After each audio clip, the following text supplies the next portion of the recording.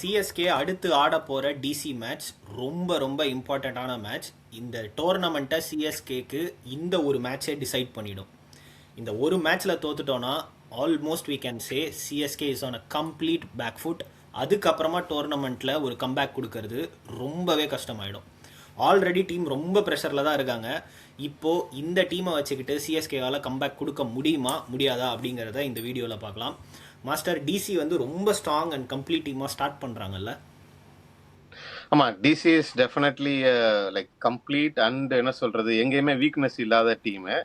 நான் என்ன மெயினாக யோசிக்கிறேன்னா, நம்ம வீக்னஸ் எல்லாத்தையும் இந்த மேட்ச்சில் அட்ரஸ் பண்ணாதான் இந்த மாதிரி டிசி மாதிரி டீம் எல்லாம் வின் பண்ண முடியும். I will start with CSK's top order failures. மூணு மேட்ச் கிளிக் ஆகலை அப்படின்னு சொல்லலாம். ஓகே, கிளிக் ஆகலை, ஓகேங்களா. ஆனால் எனக்கு டாப் ஆர்டரில் முக்கியமாக வந்து சாம்சன் பார்க்குறேன். ஏன்னா ஹீஸ் அண்டர் ட்ரிமண்டஸ் ப்ரெஷர். ஏன்னா ஆர்ஆர்லேருந்து இப்போ தான் வந்திருக்காரு. ஸோ லாட் ஆஃப் ஹோப்பு, தோனிக்கு அடுத்து இவர் வரலாம், விக்கெட் கீப்பிங் அப்படிங்கிற நிறைய எக்ஸ்பெக்டேஷன் இருக்கிறப்ப அவர் புவர் பர்ஃபார்மன்ஸஸ் அகைன் நான் I'm saying that because 3 matches for his ability வந்து ரொம்ப கம்மி. ஐ திங்க் அவர் அந்த ஃபர்ஸ்ட் ஒரு 10-15 பால் பேட்டிங் பண்ணாதான் அந்த இதை ஃபர்ஸ்ட் 2 hours சர்வை பண்ணார்னா he will click. Especially DC மாதிரி ஒரு டீமை வின் பண்ணணும்னா டாப் ஆர்டர் கிளிக் ஆகணும். இல்லை அப்படின்னு சொன்னால் it's going to be really tough. ஆமாம், நானுமே வந்து ஆக்சுவலாக லாஸ்ட் மேட்ச் வந்து ஆர்சிபி கூட சின்னசுவாமியில் வந்து சாம்சனோட ஒரு மேஜிக்கல் நாக் வரும் அப்படின்னு நினச்சேன். பட் ஆனால் கடைசியில் நாக்கும் வரல. அதுக்கு ரீசன் வந்து என்னன்னு கேட்டால் வந்து அவருக்கு காலும் வரல. ஸோ கால் வந்து ஒரே இடத்துல நின்று தான் அவர் 3 மேட்சுமே வந்து அவுட் ஆகிருக்காரு. மேபி அது அவரோட ஸ்ட்ரென்த்தாக மாற்றிக்கிறாரா என்னன்றதை வெயிட் பண்ணி பார்ப்போம். ஆன் தி அதர் ஹேண்ட் ஒரு விஷயம் டச் பண்ணணும்.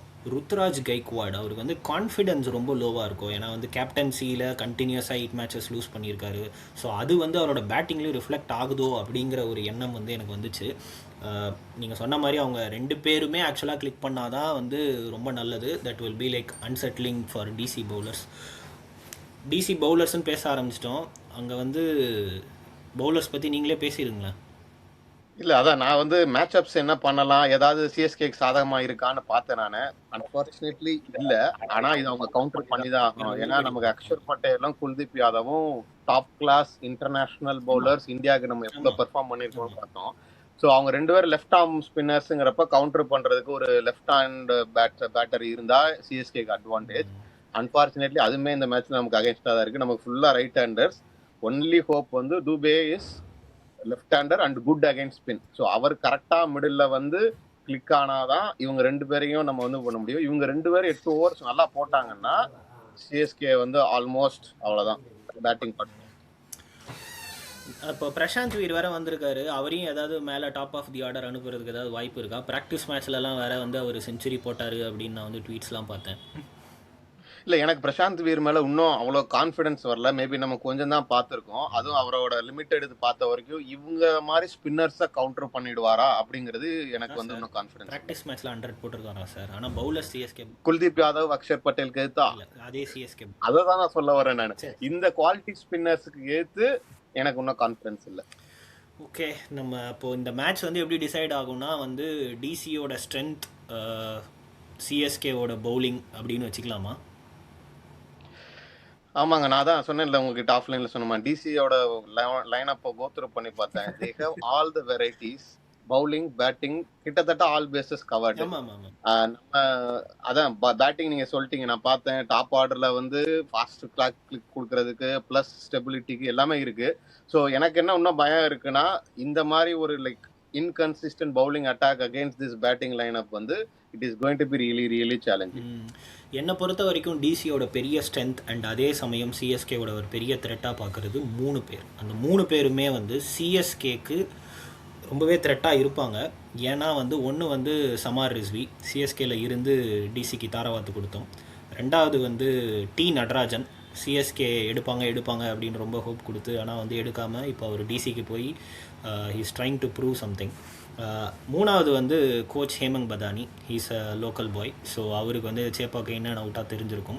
ஸோ இவங்க 3 பேருமே சிஎஸ்கேக்கு ஏதோ ஒரு வகையில் சம்மந்தப்பட்டிருக்காங்க. ஸோ இவங்க 3 பேருமே வந்து சிஎஸ்கேக்கு ஒரு பெரிய த்ரெட்டாக இருப்பாங்க அப்படின்னு நான் நினைக்கிறேன். ஹேவிங் செட் தட், இது வந்து நான் சொன்ன மாதிரி ஒரு பெரிய லாங் டோர்னமெண்ட். அதாவது வந்து இந்த டோர்னமெண்ட்டில் I have a hunch that CSK will win this match.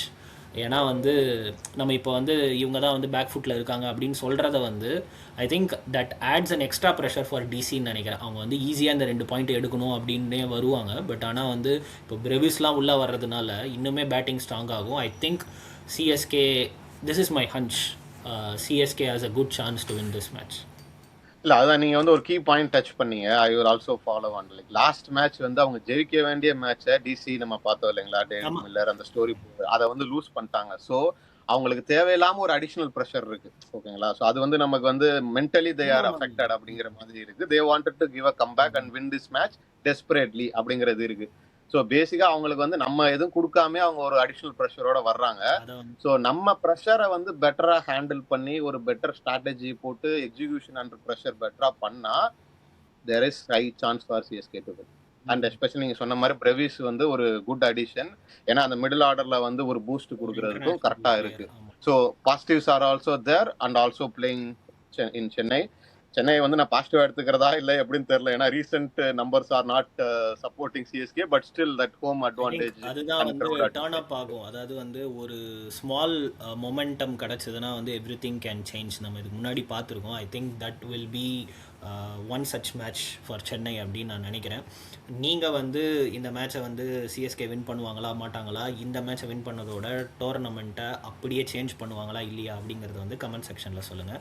Until meet you next video, signing off Vikram and Master. Thank you.